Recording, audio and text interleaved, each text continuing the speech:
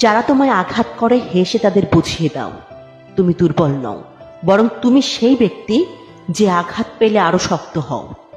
যত মানুষ চিনতে শিখে যাবেন তত একা বাঁচার ইচ্ছে বেড়ে যাবে, আর বুঝতে শিখবেন একাকিত্ব কখনো বেইমানি করে না। অভিযোগ নয়, অভিজ্ঞতা থেকে বলছি, নিজের জায়গায় দাঁড়িয়ে কখনো অন্যের পরিস্থিতি বোঝা যায় না। জীবনে কঠিন সিদ্ধান্ত নেওয়াটাও নিজের প্রতি আত্মবিশ্বাস। শিক্ষা মানুষের ভদ্রতার পরিচয় বহন করে না, আচরণই ভদ্রতার পরিচয় দেয়। সব জায়গায় নরম থাকতে নেই, কখনো কখনো লোহার মতো শক্ত হতে হয়, না হলে সবাই মাটি ভেবে পা দিয়ে পিষে চলে যায়।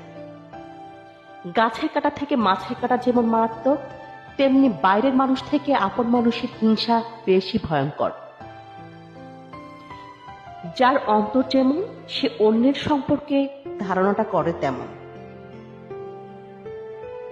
মানুষের যখন অনেক মানুষ হয়ে যায় তখন তারা পুরাতন মানুষগুলোকে ভুলে যায়। সন্তানকে ততটা শিক্ষায় শিক্ষিত করুন যাতে আপনার অসুস্থ অবস্থায় সে ডাক্তার নিয়ে আসে, উকিল নয়।